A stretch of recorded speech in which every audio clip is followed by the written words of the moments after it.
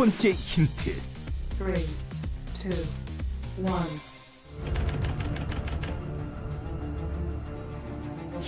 1. 2018년 4월 채팅 앱을 통해 만난 10살 여아에게 술을 먹이고 성폭행한 30대 보습학원 원장 이모 씨. 학원 원장 폭행 협박은 없었다는 그의 주장에 대법원이 내린 판결은 증거 부족으로 징역 3년 선고. 10살이면 몰랐다. 말도 안 되는 소리 하고 있어.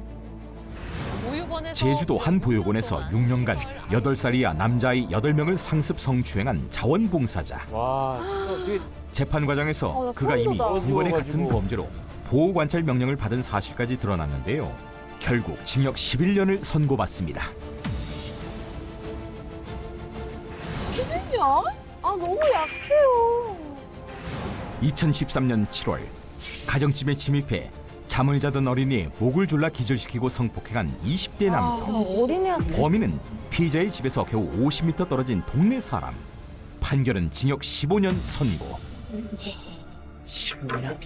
국내 아동 성범죄자들에 대한 판결, 여러분은 어떻게 20대면 나오면 생각하십니까? 30대잖아 그냥. 그러니까. 그렇다면 해외에서는 아동 성범죄자를 어떻게 처벌할까요? 몇백 년 때리잖아. 250년 주로 봐. 프랑스의 경우 15세 미만 아동 최소 성폭행에 대해 아하. 최소 세배이면. 20년 이상의 징역을 선고합니다. 미국은 주마다 법이 다르지만 공통적으로 2번 이상의 아동 성범죄를 저지를 경우 이유 불문 무기징역을 선고. 당연히 줘야 되는 거 아닌가요? 우리나라 지금 20년 받은 것도 없어요. 그리고 예멘에서는 3살 아이를 성폭행하고 살해한 남자를 야. 군중들이 보는 앞에서 공개 처형했습니다. 와, 공개처형. 저렇게 갈제로다. 와, 진짜. 같은 범죄를 바라보는 다른 나라들의 시선. 대한민국 아동 성범죄의 현주소는 어디쯤일까요? 성범죄에 대한 법원의 양형이 너그러울 때가 많다며 양형 기준 형을 마치고 교도소를 나온 성범죄자들은 과거의 죄를 뉘우치고 나오면 새로운 전자발찌 삶을 평생 해야 되는 살고 거죠? 있을까요? 올해 2월 법무부에서는 2000년도부터 현재까지의 성범죄 특징을 분석한 성범죄 백서를 공개했습니다.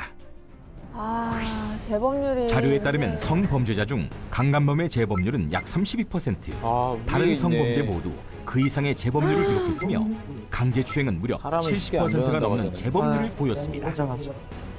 전자발찌를 차고서도 범죄를 저지르거나 강간범 3명 중 1명은 또다시 같은 범행을 저지른다는 와, 전자발찌 충격적인 사실. 차고도. 1년에 60명 정도 발생한다는 전문가의 경고가 나왔습니다. 법의 문제일까요?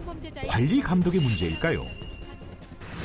1대1 전담 지금까지 알아본 보호관찰관을 국내외 성범죄에 대한 다양한 판결과 통계. 이 조 씨라는 사람이 전과 18년 과연 조두순 같은 아동 성범죄자가 재범 시 가석방 불가능한 종신형 선고를 받을 수 있을까요? 조두순 아동 성범죄 또 범행 시 영구 격리. 진짜 뉴스일까요? 가짜 뉴스일까요?